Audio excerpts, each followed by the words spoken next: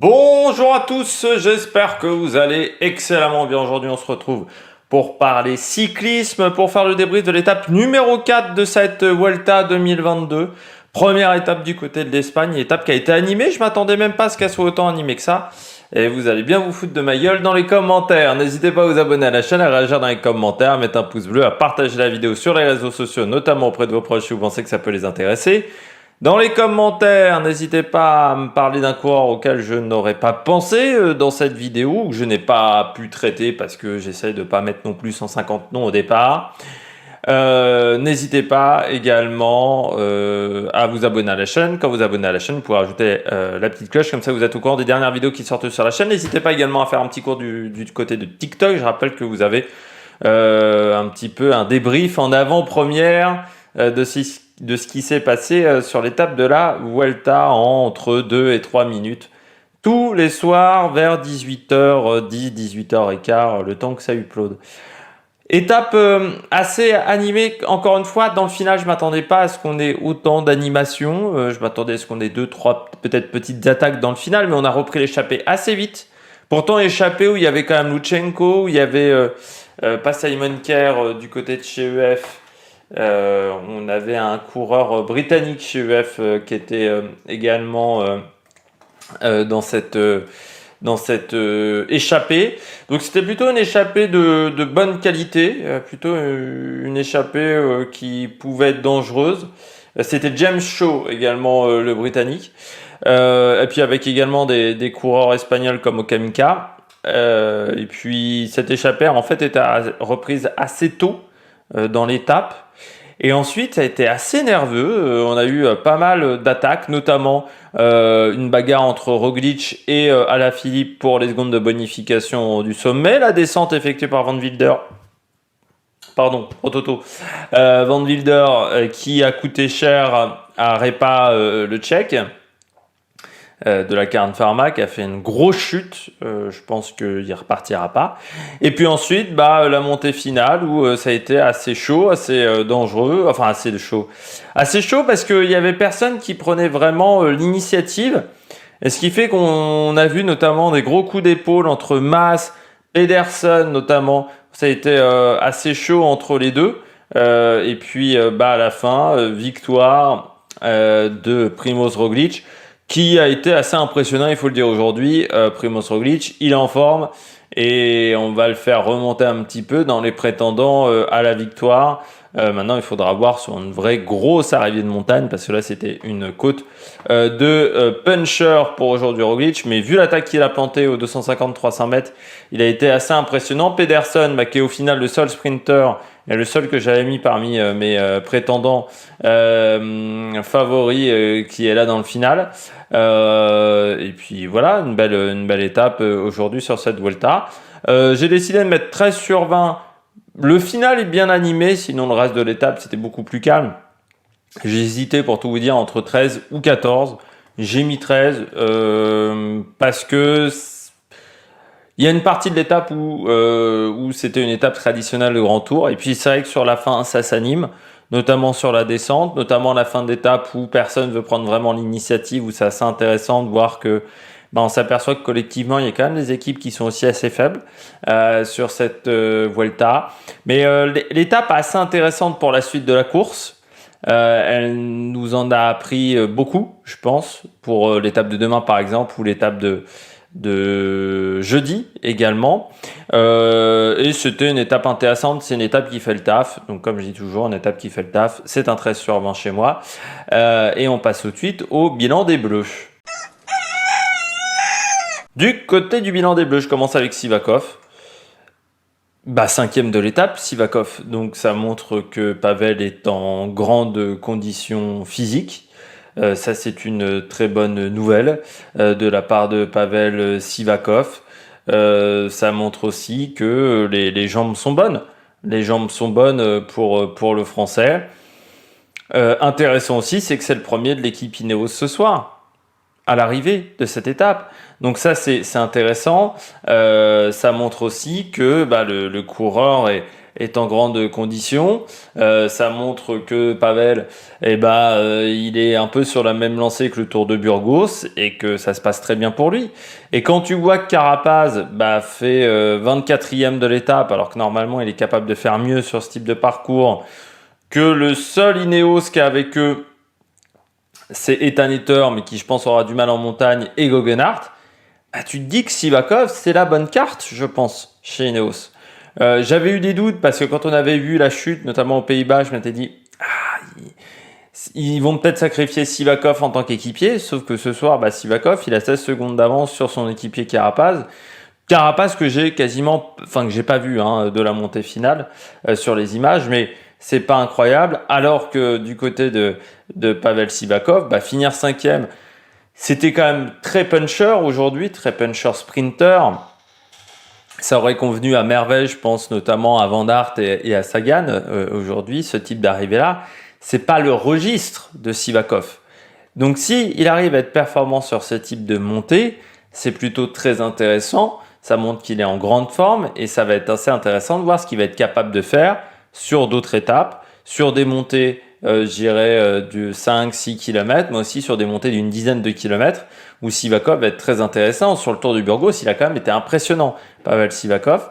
Donc on va voir comment ça va se passer pour le Français, mais ça va être très intéressant pour la suite de cette course, parce que je trouve qu'il a été vraiment très bon. Je continue avec Quentin Paché. Il poursuit en World Tour, 4e aujourd'hui. Il a fait un bon Tour de Pologne, notamment derrière Higuita, où il avait perdu beaucoup de temps sur le chrono, mais sur une arrivée comme ça assez punchy, il avait été fort. Il a été fort également sur le Tour de Catalogne, pour ceux qui s'en souviennent, quand il fait 3e derrière Colbrelli et derrière Matthews et Colbrelli aussi, qui auraient adoré cette montée, enfin le Colbrelli d'avant, malaise cardiaque bien entendu. Et Quentin Paché, il montre que chez Groupama, ça se passe très très bien pour lui et qu'il est vraiment lui aussi en bonne condition physique, mais ça se passe très bien. Il s'est très bien intégré à la structure de Marc Madiot. C'est pas toujours simple pour les coureurs qui viennent d'autres équipes françaises d'intégrer la structure de Marc Madiot. Il y a des coureurs qui se sont un peu cassés les dents en venant d'autres structures. En rejoignant l'équipe de Marc Madiot.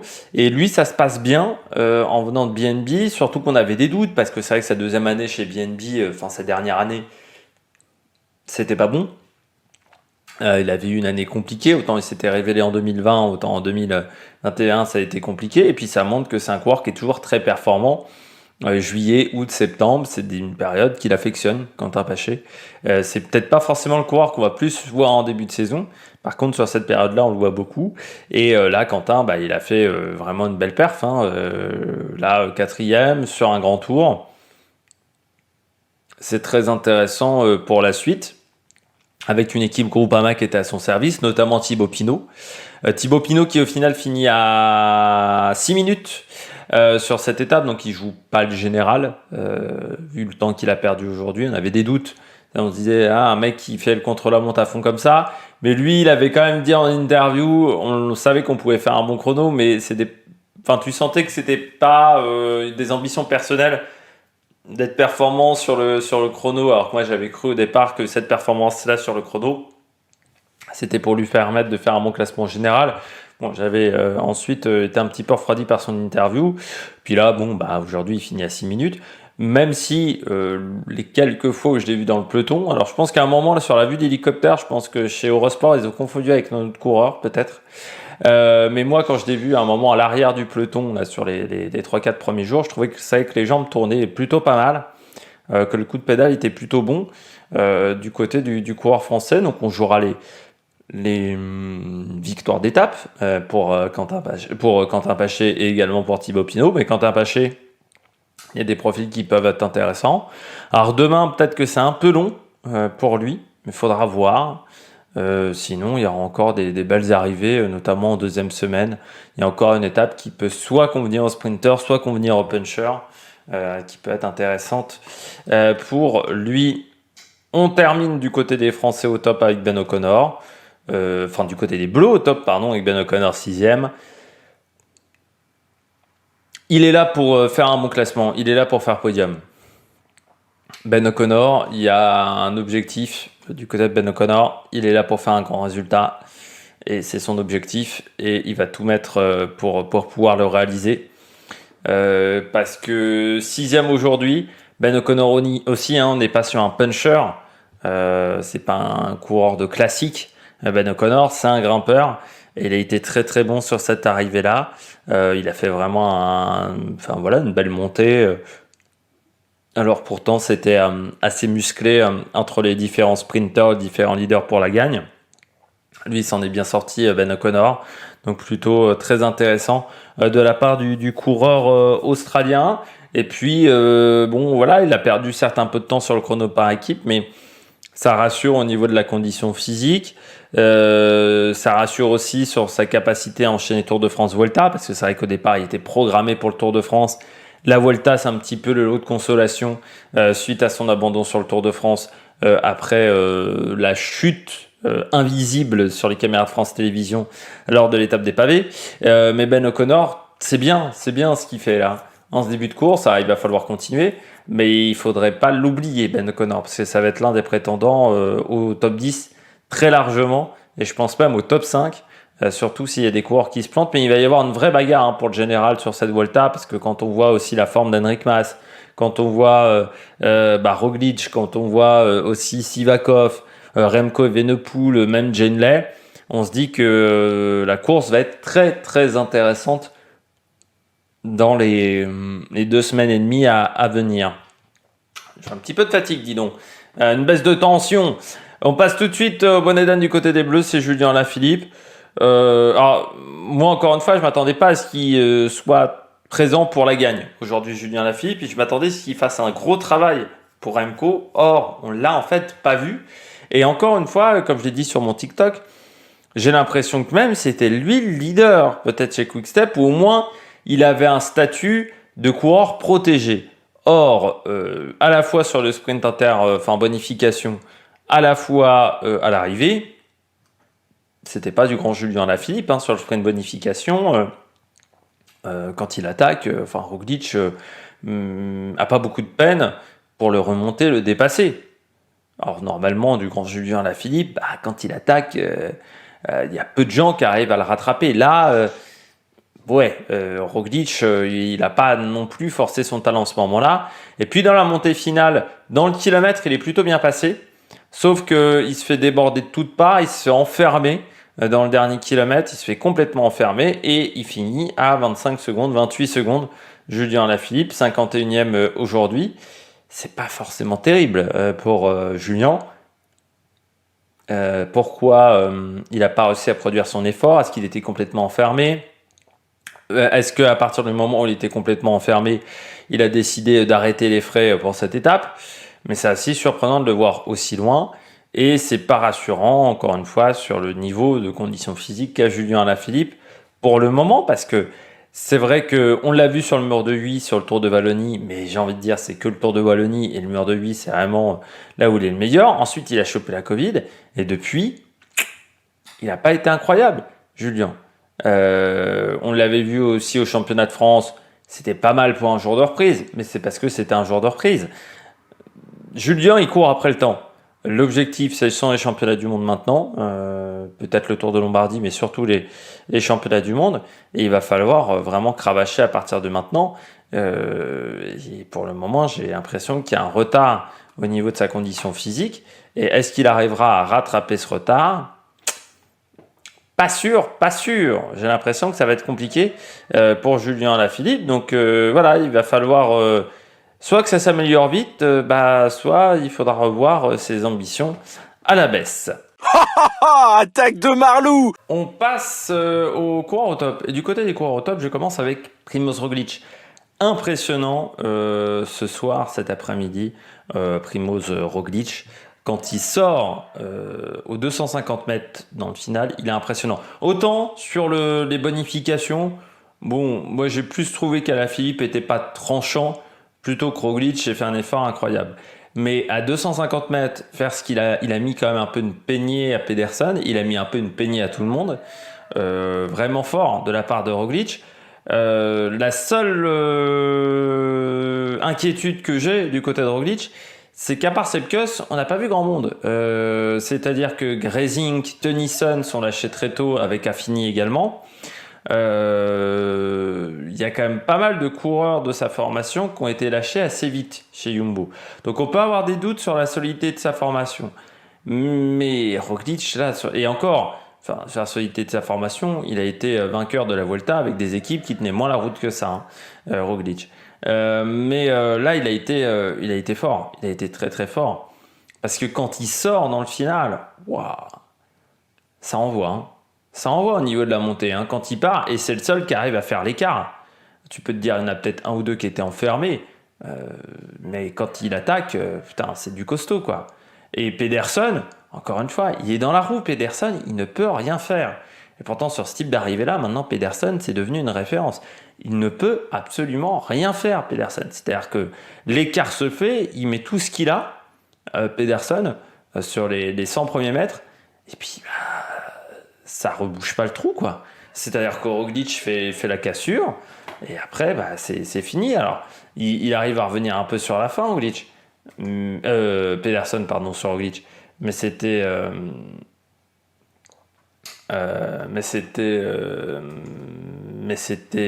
trop court, quoi.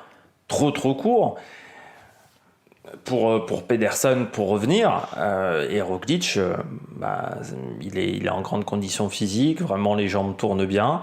Ça se passe bien pour le coureur slovène. Maintenant, il va falloir voir sur les étapes de montagne s'il va réussir à être plus performant. Mais sur les étapes de place, ça s'est très très bien passé pour le coureur slovène. Donc on va voir sur la suite de la course. Mais c'est très rassurant. C'est vrai qu'on avait des doutes sur la condition physique de Primož Roglic. Et bien les doutes se sont estompés avec cette victoire. Et maintenant, on va se concentrer sur les prochaines grosses échéances sur cette Vuelta pour Roglic. Mais forcément, moi qui avais des doutes sur Primož Roglic, il y a quand même pas mal de doutes qui se sont dissipés quant à sa capacité à bien performer pour le coureur slovène. On poursuit avec Mats Pedersen. Bon, j'avais mis parmi mes favoris, je me suis pas planté sur tout le monde avec Mats Pedersen.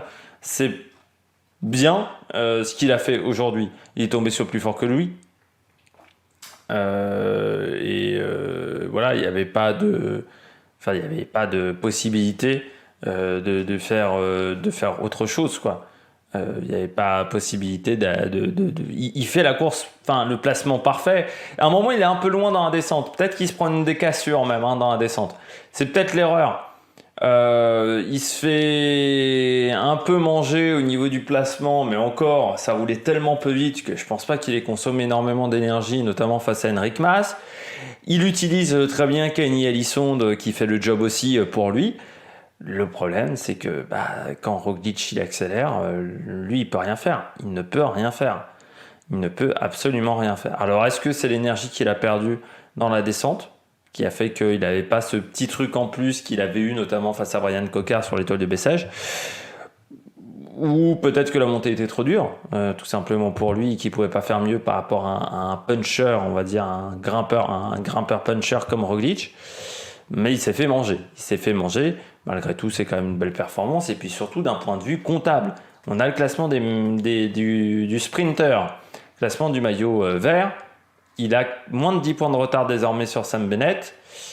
Ça va être un match intéressant. Les deux se sont positionnés pour ce classement. Les autres sprinters sont trop loin, sont déjà quasiment à 100 points, donc c'est fini.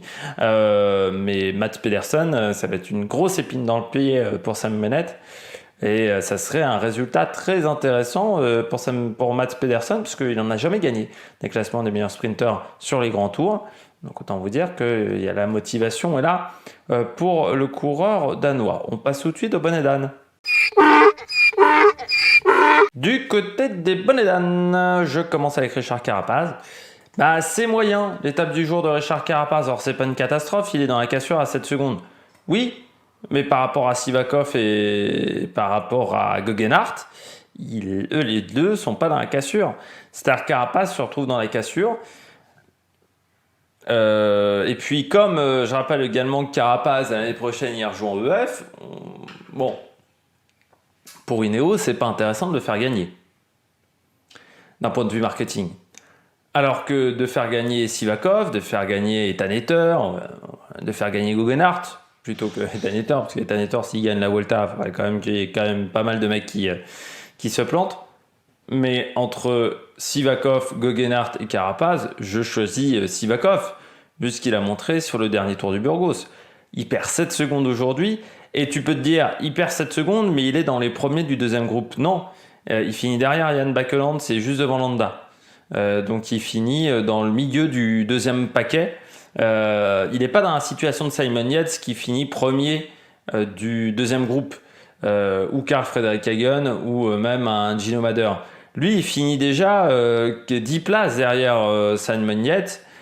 Donc ça montre aussi que peut-être que les jambes ne sont pas fameuses pour Carapaz, parce que ce type-là d'arrivée puncher, normalement Carapaz, il doit être au niveau d'un O'Connor, d'un Sivakov, ou il doit même être mieux que ces coureurs-là. C'est-à-dire que Carapaz, c'est quand même le profil qui fonctionne dans ce type de parcours. Donc si Richard Carapaz n'est pas performant sur ce type de parcours, c'est pas rassurant, et ça me rappelle un peu le Giro quand je vous avais dit les attaques de Carapaz elles sont pas tranchantes. Si Carapaz sur un parcours comme ça il n'arrive pas à faire top 10, c'est pas rassurant. Alors peut-être que je me trompe, peut-être qu'il a juste du mal à remettre en route, mais c'est vrai que depuis le Giro Carapaz c'est pas dingue pour le moment. Donc on va voir ce que ça va donner, mais j'ai peur que dans la hiérarchie Ineos, il passe derrière Sivakov et derrière Guggenhardt au niveau du leadership. Labora, pourquoi Labora? Parce que certes, vous avez Janeley et Wilco Kelderman qui font 9 et 10. Très bon résultat pour les deux. Alors déjà, Higuita, lui aussi dans le deuxième groupe, mais bon, on en avait parlé sur le Tour de Pologne. C'est-à-dire qu'Higuita, c'est un coureur qui, je pense, est trop moyen. C'est pas un mauvais puncher, mais il n'est pas suffisamment bon pour aller chercher des Roglic, des Evenepoel et autres. Il est un cran en dessous de ces coureurs-là. C'est un peu la deuxième division des punchers grimpeurs, Sergio Higuita. Et forcément, là, quand il y a du All-Star, c'est trop compliqué pour lui. En plus, il n'était pas très bien placé. À un moment, à 6-7 km de l'arrivée, on le voit pas mal à l'arrière. On le voit aussi à l'arrière dans l'avant-dernière montée. La dernière montée du classement de la montagne, mais l'avant-dernière montée en tout, du côté de Sergio Higuita. Donc vraiment, un petit cran en dessous de ces coureurs-là. Et forcément, ça ne pardonne pas quand tu as des gros coureurs face à toi. Tu ne peux pas être un ton en dessous. Et le problème, c'est que du côté de la Bora, on a Higuita qui finit dans le deuxième groupe, mais on a quand même des coureurs qui finissent très loin. Et c'est aussi le problème d'emmener une carte sprint dans cette équipe avec Sam Bennett. C'est que ça va être compliqué à la fois d'emmener des coureurs pour Sam Bennett et à la fois d'emmener des coureurs pour la montagne. L'équipe est vraiment partagée en deux. Et c'est vrai que là, on voit que Janeley, par exemple, ils étaient un petit peu seuls. Quand tu regardes les coureurs de la Bora, Van Poppel, Mullen, Bennett, Cor, ils finissent dans le groupe Eto. Matteo Fabro, il finit à 1,43. Et forcément, tu as 4 coureurs qui ne seront pas utilisables pour la montagne. Alors même si Janeley est très fort, même si Kelderman est très fort, avec 4 coureurs en moins, ça risque quand même d'être compliqué pour aller jouer une bonne place au niveau du général, au moins un top 5. Pour un top 10, si les écarts sont importants, ça sera réalisable et faisable. Par contre, pour un top 5, il faut une équipe maintenant sur les grands tours. Et là, il n'a pas l'équipe suffisamment solide pour être performant dans ce type de situation. Mais encore une fois, quand on joue à la fois la carte Sam Bennett, à la fois la carte Janeley, forcément dans un cas ou dans l'autre, on se retrouve dans une situation compliquée, voire on se retrouve dans une situation compliquée dans les deux cas, parce que la Bora ne peut pas mettre également des mecs à rouler. À part Fabro, ils ne pourront pas mettre des gens à rouler dans les étapes de plat. Donc ça risque également d'être compliqué du côté de l'équipe Bora. On poursuit avec Roger Adria, très déçu de Roger Adria. Parce que sur la route du Sud, on arrivait un petit peu en bosse, il avait été performant. Normalement, il est meilleur sur ce type d'arrivée. Alors après, c'est peut-être la programmation de sa saison qui fait que sur la Volta, il arrive fatigué. Mais c'est un peu toujours la même chose avec les équipes de deuxième division espagnole. c'est qu'à part prendre des échappées, elles peuvent pas faire grand-chose d'autre. Autant les équipes italiennes sur le Giro, ils arrivent toujours à avoir un coureur un minimum performant. Autant dans les équipes espagnoles, non. C'est-à-dire que on a, pourtant on n'a pas des mauvais coureurs dans les équipes de deuxième division espagnole. Vous avez Roger Adria, bon Penalver n'a pas pu participer, mais vous avez encore un Daniel Navarro qui était performant avant. Bon, Daniel Navarro, ça fait quelques temps qu'on le voit plus. Mais le souci de ces équipes-là, c'est qu'elles ont quand même beaucoup de mal à être visibles. Et je trouve que les équipes espagnoles de deuxième division, il y a un vrai problème. Il y a un vrai problème soit de budget, soit mais en fait, vous avez 4 équipes de deuxième division en Espagne, Cara Rural, Euskaltel, Burgos, Equipo Kern Pharma. Il n'y en a aucune des 4 qui fait des grands résultats. Et à un moment, je ne sais pas, mais il faudrait peut-être se dire, on se réunit entre 2 équipes. À quoi ça sert d'être 4 si c'est pour avoir des pas très bons résultats? Ça a peu d'intérêt. En sachant qu'en plus, Cara Rural n'est même pas sur la Vuelta, du fait des systèmes des invitations, du fait qu'Arkea vienne. Mais ça pose quand même un problème quand on voit, même par rapport au niveau des équipes comme Androni, comme Kern ou d'autres, où on se dit, pas Kern Pharma, Eolo Cometa. Alors certes, les budgets sont différents, mais Kern Pharma, la Roger Adria, normalement, ça doit être plus performant. C'est aussi, je pense, des soucis d'organisation dans ces équipes-là, parce que, par exemple, un Hector Carreteo, il doit aider Roger Adria. C'est souvent, dans des équipes espagnoles, on a aussi des soucis d'organisation. Mais par exemple, José Manuel Diaz, il n'est pas plus bien classé à l'arrivée du côté de chez Burgos. Alors que Diaz, il faisait des performances super avec Delco, donc il n'est pas devenu mauvais en rejoignant Burgos. Et Roger Adria, c'est dommage. C'est dommage. Et sur une arrivée comme ça, normalement, Roger Adria, il doit être plus performant. Là, il perd 5 minutes 50. Quand ton leader perd 5 minutes 50 sur une étape comme ça risque quand même d'être compliqué. Et puis, je termine. Je termine avec Roger Adria, qui était mon dernier flop. Demain, étape plus difficile avec 1000 mètres de dénivelé positif, encore en plus par rapport à aujourd'hui. Présentation de l'étape 7h30, débrief demain à 21h à peu près à la même heure. D'ici là, n'hésitez pas à vous abonner à la chaîne, à réagir dans les commentaires, à mettre un pouce bleu, à partager la vidéo sur les réseaux sociaux, notamment auprès de vos proches. Et puis nous, on se retrouve pour de nouvelles aventures sur la meilleure production. Ciao, ciao!